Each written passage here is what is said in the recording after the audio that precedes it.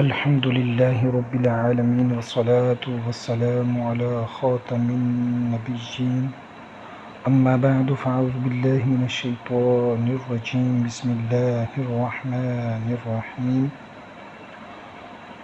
أم حسبتم أن تدخلوا الجنة ولما يأتكم مثل الذين خلوا من قبلكم مستهم البأساء والضراء وزلزلوا حتى يقول الرسول والذين آمنوا معه متى نصر الله ألا إن نصر الله قريب صدق الله العظيم وصدق رسوله النبي الكريم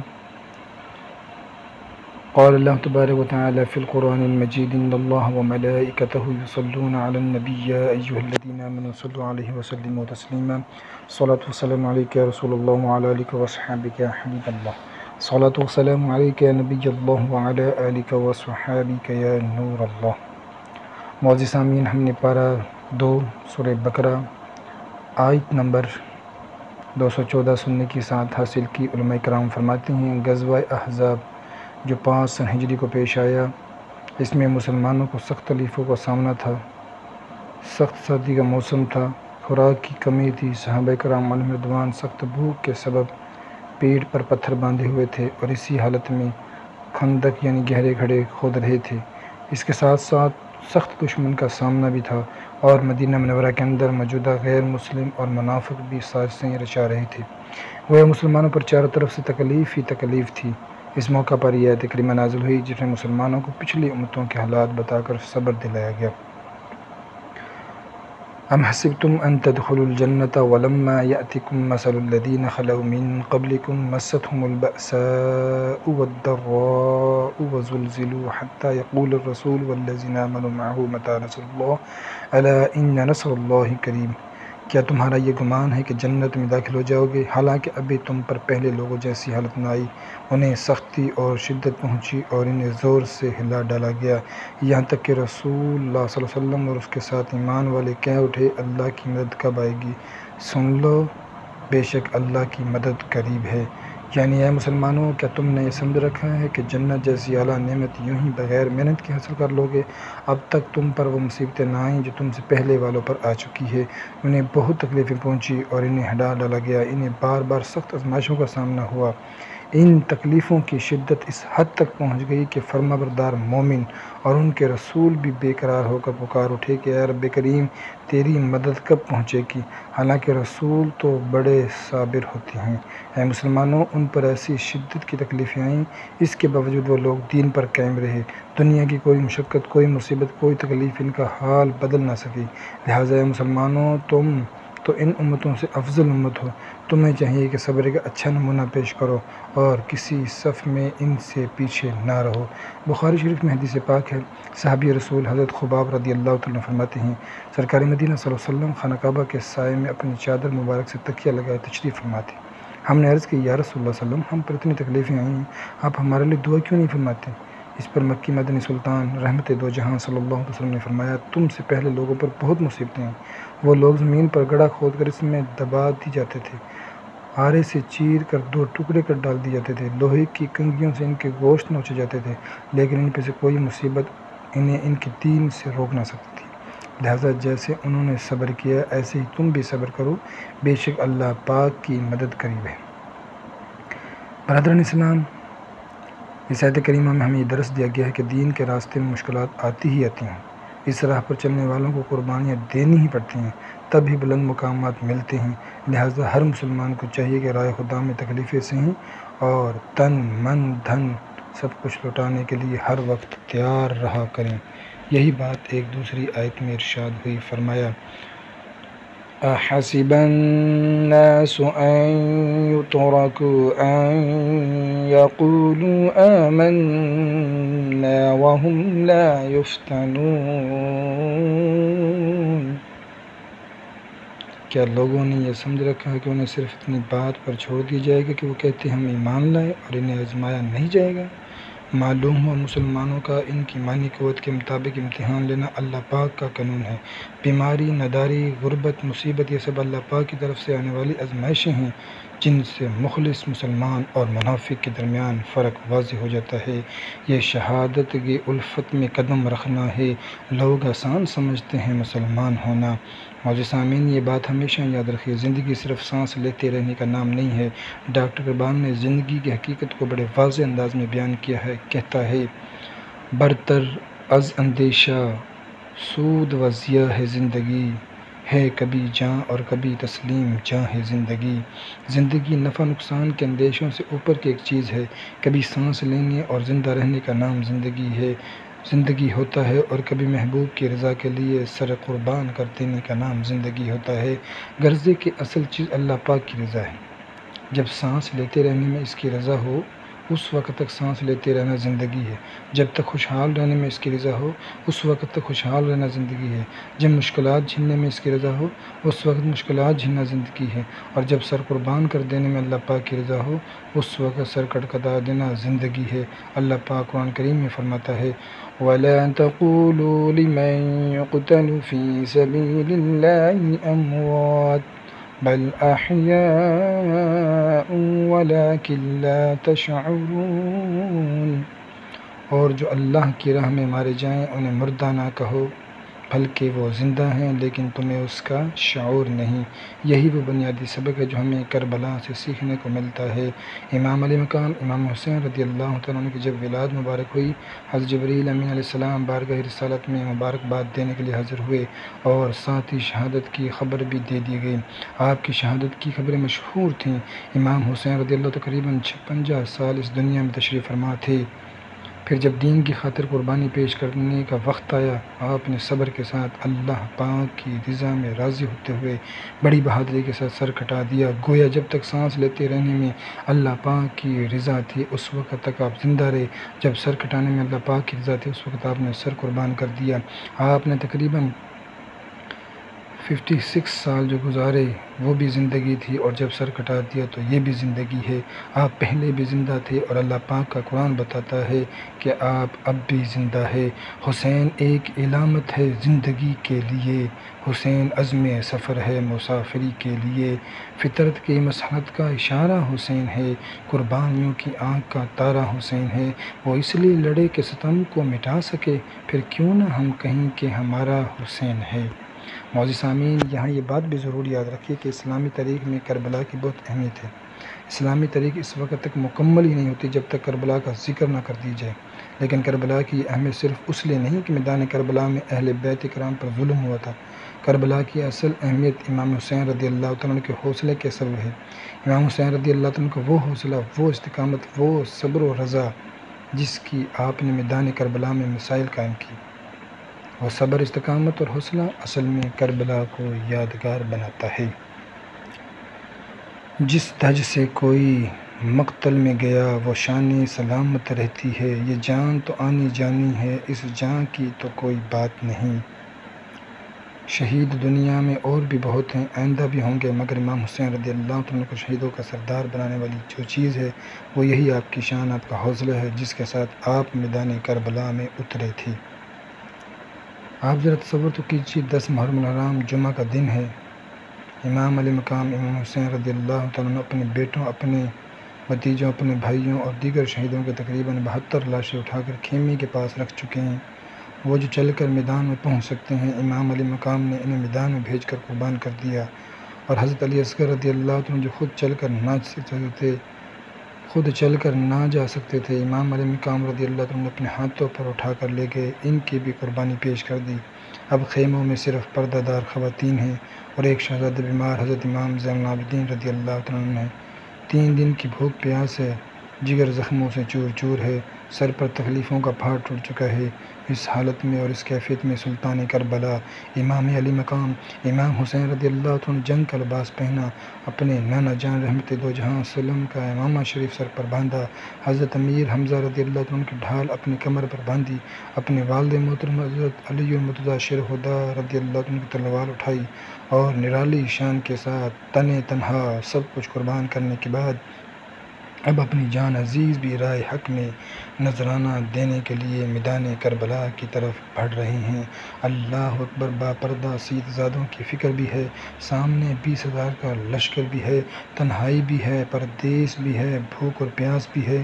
اس کے باوجود امام علی مقام امام حسین رضی اللہ تعالیٰ عنہ اپنے فیصلے پر شرمسندہ نہیں ہوئے، پیشانی مبارک پر کوئی بل نہیں آیا، زبان پر شکوہ ہونا تو دور کی بات، دل میں بھی کوئی شکایت نہیں آئی۔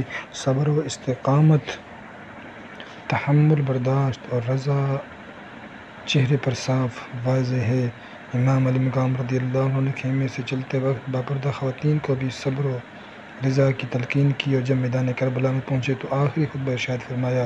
اس خطبے میں بھی آپ نے آخر میں یہی فرمایا، وَالْحُكْمُ لِلَّهِ وَرِيدًا بِقَضَاءِ اللَّهِ، حکم اور فیصلہ اللہ پاک ہی کا ہے اور ہم اللہ پاک کے فیصلے پر راضی ہیں۔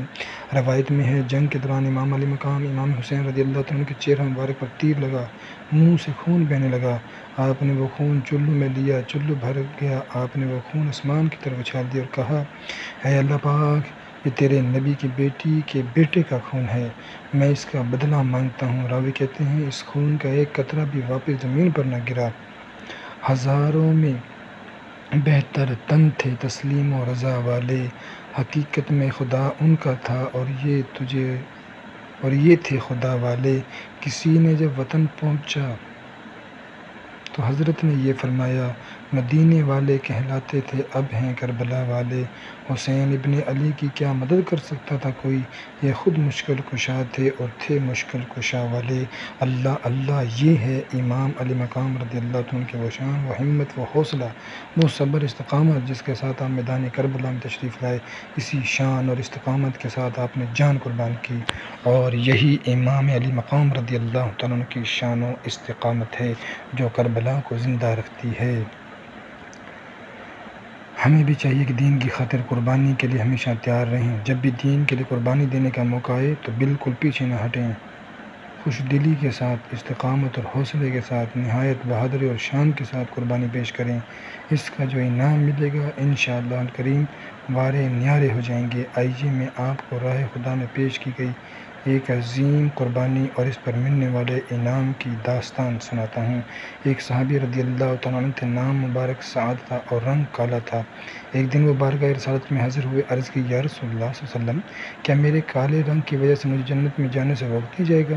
پیارے آقا مدینے والے مصطفیٰ صلی اللہ علیہ وسلم نے فرمایا کہ تم اللہ اور رسول پر ایمان رکھتے ہو؟ عرض کی، جی ہاں، میں 8 ماہ پہلے ہی مسلمان ہوا ہوں۔ فرمایا، خدا کی قسم، پھر تمہارا رنگ تمہیں جنت سے نہیں روکے گا۔ حضرت سعد رضی اللہ عنہ نے عرض کیا، یا رسول اللہ صلی اللہ علیہ وسلم، جب بات ایسی ہے، کالا رنگ جنت میں جانے سے رکاوٹ نہیں ہے، تو پھر مجھے کوئی رشتہ کیوں نہیں دیتا؟ اب اصل معاملہ واضح ہو چکا تھا۔ پیارے آقا مدینے والے مصطفیٰ صلی اللہ علیہ وسلم نے فرمایا، تم فلاں صحابی کے ہاں جاؤ، انہیں کہو کہ اللہ پاک کے رسول صلی اللہ علیہ وسلم نے تمہاری بیٹی کا نکاح مجھ سے کر دیا ہے۔ حضرت سعد رضی اللہ تعالیٰ عنہ ان صحابی کے گھر پہنچے، پیارے نبی صلی اللہ تعالیٰ علیہ وآلہ وسلم کا پیغام انہیں پہنچایا۔ صحابہ کرام علیہم رضوان الحمدللہ فرما بردار تھے، انہوں نے پیغام سنا تو فوراً بارگاہ رسالت میں حاضر ہوئے اور اپنی بیٹی کا نکاح حضرت سعد رضی اللہ عنہ کے ساتھ کر دیا۔ اب پیارے نبی رسول ہاشمی صلی اللہ علیہ وسلم نے حضرت سعد رضی اللہ عنہ کے لیے پیسوں کا اہتمام فرمایا۔ انہوں نے پیسے لیے اور اپنی زوجہ کے لیے کچھ چیزیں خریدنے بازار چلے گئے۔ اب یہ موقع قربانی کا ہے، نہ جانے کب سے دل میں شادی کی حسرت ہوگی۔ آج وہ حسرت پوری ہوئی۔ حضرت سعد رضی اللہ عنہ کا ابھی نکاح ہوا ہے، ابھی زوجہ کو دیکھا بھی نہیں ہے، بازار سے اپنے نئی دلہن کے لیے چیزیں خرید رہے تھے کہ اعلان ہوا، اے مجاہد رسول اکرم نور مجسم صلی اللہ علیہ وسلم جنگ کے لیے روانہ ہونے کو ہیں، سب مجاہد جلد حاضر ہو جائیں۔ حضرت سعد رضی اللہ عنہ نے یہ اعلان سنا، سر آسمان کی طرف اٹھایا اور کہا، اے اللہ کریم، میں ان پیسوں کو تیری اور تیرے محبوب صلی اللہ علیہ وسلم کی رضا کے لیے خرچ کروں گا۔ چنانچہ آپ نے ان پیسوں سے ایک گھوڑا، ایک نیزہ، ایک تلوار اور ایک ڈھال خریدی، مامہ باندھا، جنگ کی تیاری کی اور لشکر اسلام کے ساتھ جا ملے، جنگ میں شریک ہوئے، بڑی بہادری کے ساتھ لڑے، کئی دشمنوں کو جہنم پہنچایا۔ آخر میدان جنگ میں ایک آواز گونجی، سعد کو نیزہ لگا، وہ شہید ہو گئے۔ روایت میں ہے، جب پیارے آقا مدینے والے مصطفیٰ صلی اللہ علیہ وسلم کو حضرت سعد رضی اللہ عنہ کی شہادت کی خبر ملی تو آپ صلی اللہ علیہ وسلم تشریف لائے۔ فرفع رأسہ ووضعہ علی حجرہ، رسول خدا احمد مجتبیٰ صلی اللہ علیہ وسلم نے ان کا سر اٹھایا اور اپنی جھولی مبارک میں رکھ لیا، ومسح عن وجہ التراب بثوبہ، اور اپنے کپڑوں سے ان کے چہرے کی مٹی صاف کر فرمایا، ما اطیب ریحک و احبک الی اللہ ورسولہ، اے سعد تمہاری خوشبو کتنی پیاری ہے، تم اللہ اور رسول کے کتنے پیارے ہو۔ اللہ اللہ، حضرت سعد رضی اللہ تعالیٰ عنہ کے اس نصیب پر ہزار جانیں فدا ہوں، کیسا نرالا نصیب ہے۔ زمانہ جن کی ایک جھلک دیکھنے کو ترستا ہے، فرشتے جن کے در پر حاضری کی خواہش کرتے ہیں، وہ بلند رتبہ نبی رسول ہاشمی صلی اللہ تعالیٰ علیہ وآلہ وسلم جن کا امتی ہونے کی خواہش انبیاء نے کی، وہ محبوب خدا صلی اللہ علیہ وسلم اپنے صحابی پر کیسے شفقت فرما رہے ہیں۔ جب پیارے آقا مدینے والے مصطفیٰ صلی اللہ علیہ وسلم نے ان کا سر اپنی جھولی میں رکھا ہوگا، اپنے کپڑوں سے ان کے چہرے کی مٹی صاف کی ہوگی، صحابہ کرام علیہم رضوان کو ان پر کیسا رشک آیا ہوگا۔ مگر یہ انعامات یہیں پر ختم نہ ہوئے۔ روایت میں ہے، پیارے آقا رسول خدا صلی اللہ علیہ وسلم روئے، پھر مسکرائے اور اپنا چہرہ مبارک ایک طرف پھیر لیا اور فرمایا، ورد الحوض ورب الکعبۃ، رب کعبہ کی قسم سعد حوض کوثر پر پہنچ چکے ہیں۔ صحابہ کرام علیہم رضوان نے عرض کی، یا رسول اللہ، آپ پہلے روئے پھر مسکرائے اور چہرہ مبارک ایک طرف کو پھیر لیا، اس میں کیا حکمت تھی؟ فرمایا، رویا میں سعد کی محبت میں تھا، اور اللہ پاک نے سعد کو جو مقام عطا فرمایا ہے، اسے جسے عزت سے نوازا ہے، اسے دیکھ کر مسکرا دیا، اور میں نے دیکھا کہ جنتیں حوریں جو سعد کے نکاح میں دی گئیں، وہ دوڑتی ہوئی اس کی طرف آ رہی تھیں، ان سے حیا کے سبب میں نے اپنا چہرہ پھیر لیا۔ سبحان اللہ۔ معزز سامعین، یہ ہے قربانی، اور یہ ہے قربانی کا انعام۔ معزز سامعین، دیکھا آپ نے صحابہ کرام علیہم رضوان راہ دین میں کیسی کیسی قربانیاں پیش کیا کرتے تھے، مگر آج ہم بہانے بناتے ہیں، ہمارے پاس دنیا کے ہر کام کے لیے وقت ہے مگر دین کی خدمت کے لیے نہیں، قرآن و حدیث سیکھنے کے لیے، علم دین حاصل کرنے اور دوسروں تک پہنچانے کے لیے وقت نہیں ہے۔ اپنوں عیش و عشرت کے لیے ہزاروں لاکھوں بھی خرچ کر لی جاتے ہیں، مگر دین کی خدمت کے لیے مال قربان کرتے ہوئے دل گھٹتا ہے۔ اپنی صلاحیتوں کا استعمال کر کے بہت ساری دنیا تو اکٹھی کر لیتے ہیں، مگر دین کی خاطر اپنی صلاحیتیں پیش نہیں کرتے۔ جان کی بازی لگانا تو دور کی بات ہے، ہم سے وقت اور مال کی بھی قربانی نہیں دی جاتی۔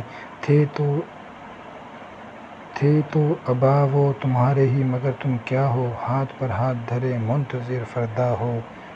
آج ہم غور کریں، آخر وہ کون سا جذبہ تھا کہ جس جذبے کے تحت امام علی مقام امام حسین رضی اللہ تعالیٰ نے ایسی عظیم و شان قربانی پیش کی۔ صحابہ کرام علیہم رضوان قدم قدم پر قربانیاں دیتے رہے۔ بات یہی ہے، وہ بلند رتبہ حضرات کامل ایمان تھے، وہ جوش ایمان کے جذبے سے سرشار تھے۔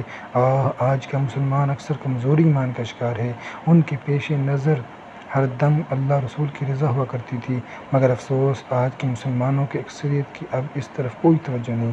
وہ اللہ رسول کی محبت سے سرشار تھے، مگر آج کے مسلمانوں کی بھاری اکثریت دنیا کی محبت میں غرق ہے۔ وہ اعلیٰ کردار کے مالک ہوا کرتے تھے، مگر آج اکثر مسلمان صرف گفتار یعنی باتوں کے غازی بن کر رہ گئے ہیں۔ افسوس، ہم نے دنیا کی محبت میں ڈوب کر، رضا الہی کے کاموں سے دور ہو کر، اپنی زندگیوں کو گناہوں سے آلودہ کر کے، اپنے پیارے پیارے آقا مدینے والے مصطفیٰ صلی اللہ علیہ وسلم کی سنتوں کا عامل بننے کے بجائے غیروں کے فیشن کو اپنا کر اپنی حالت خود آپ بگاڑ ڈالی ہے۔ افسوس، صد ہزار افسوس، ہم بے عملی کے سبب ذلت و رسوائی کے گہرے گڑھے میں بہت تیزی کے ساتھ گرتے چلے جا رہے ہیں۔ اے خاصائے خاصان رسول، وقت دعا ہے، امت پہ تیری آ کے عجب وقت پڑا ہے، جو دین بڑی شان سے نکلا تھا وطن سے، پردیس میں وہ آج غریب الغربا ہے۔ ہم نیک ہیں یا بد ہیں پھر آخر ہیں تمہارے، نسبت بہت اچھی اگر حال برا ہے، تدبیر سنبھلنے کی ہماری نہیں کوئی، ہاں ایک دعا تیری کہ مقبول خدا ہے۔ معزز سامعین، ہمیں سنجیدگی کے ساتھ اپنا کردار کا جائزہ لینا چاہیے۔ ہم پر لازم ہے کہ ہم اپنے گناہوں سے سچی توبہ کریں، اپنے اندر جوش ایمانی پیدا کریں، اور یہ ذہن بنا لیں کہ میں نے دین کی خدمت کرنی ہی کرنی ہے۔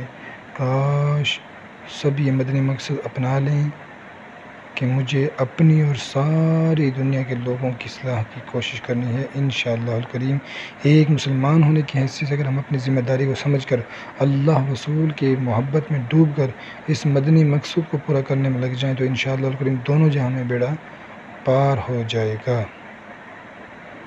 دنیا بھر میں دین کا ڈنکا بجانے کے لیے ہمیں اپنے اندر قربانی کا جذبہ پیدا کرنا ہوگا۔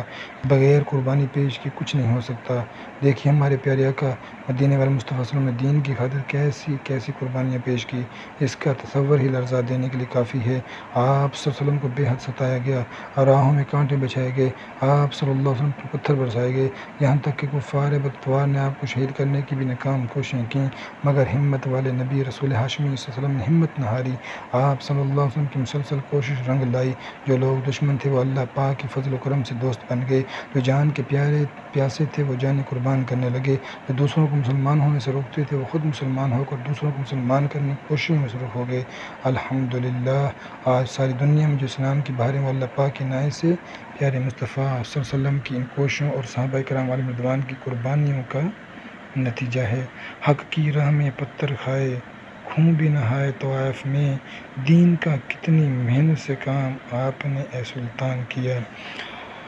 معزز سامعین، ہم بھی نیکی کی دعوت کی خاطر قربانیاں دینے پر آمادہ ہو جائیں اور ڈھیروں ثواب کمائیں۔ امام ابو نعیم رحمۃ اللہ لکھتے ہیں، اللہ پاک نے حضرت موسیٰ علیہ السلام کی طرف وحی بھیجی، اے موسیٰ بھلائی کی باتیں خود بھی سیکھو اور دوسروں کو بھی سکھاؤ کہ میں بھلائی سیکھنے اور سکھانے والوں کی قبروں کو روشن فرماؤں گا تاکہ ان کی کسی قسم کی وحشت نہ ہو۔ اس روایت سے نیکی کی بات سیکھنے اور سکھانے کا اجر و ثواب معلوم ہوا۔ سبحان اللہ، جو سنتے بر بیان کرتے ہیں، درس دیتے ہیں اور سنتے ہیں، انشاءاللہ الکریم ان کے تو وارے ہی نیارے ہو جائیں گے۔ اللہ پاک نے چاہا تو ضرور ان کی قبریں اندر سے جگمگ جگمگ کر رہی ہوگی۔ جو نیکی کی دعوت عام کرتے ہیں اور جو دوسروں کو نیک اعمال کے بارے میں بتاتے ہیں، خود بھی سیکھتے ہیں اور دوسروں کو سکھاتے ہیں، جو علماء کرام کی صحبت میں بیٹھتے ہیں، ان کی کتابوں کا مطالعہ کرتے ہیں، ان کے لیے بہت اچھی بات ہے۔ قبر میں لہرائیں گے تحشر چشم نور کے، جلوہ فرما ہوگی جب طلعت رسول اللہ کی۔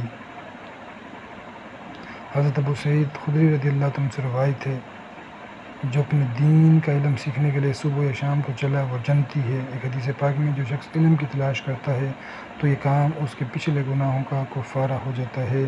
غور تو فرمائیے معزز سامعین، آج لوگ مال بڑھانے کے لیے اپنے شہر سے دوسرے شہر، اپنے ملک سے دوسرے ملک پہنچ جاتے ہیں، ماں باپ بہن بھائی اور بال بچوں سے سالہ سال دور پڑے رہتے ہیں۔ آج حصول دنیا کی خاطر اکثر لوگ ہر طرح کی قربانیاں دے رہے ہیں، مگر اتنے عظیم و شان اجر و ثواب کی خوشخبری کے باوجود راہ خدا میں چند دنوں کے لیے ہم اللہ کی راہ میں نہیں نکلتے۔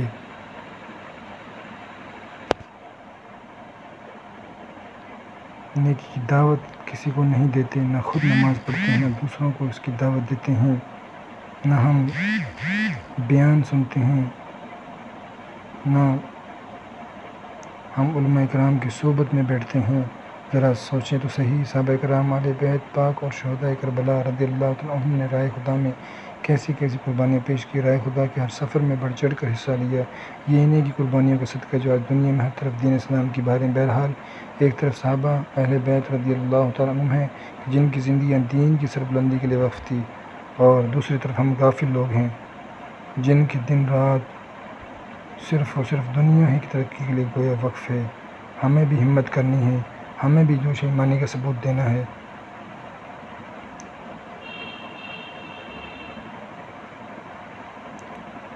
اللہ تعالیٰ سے دعا ہے جو کچھ سنا ہے اس پر ہم سب کو عمل کرنے کی توفیق عطا فرمائے۔ ہمیں خود بھی نیک بننے کی کوشش کرنی ہے اور دوسروں تک نیکی کی دعوت کو پہنچانا ہے، خود بھی 5 وقت کا نمازی بننا ہے اور دوسروں کو بھی اس کی دعوت دینی ہے۔ آمین بجاہ النبی الامین صلی اللہ تعالی علیہ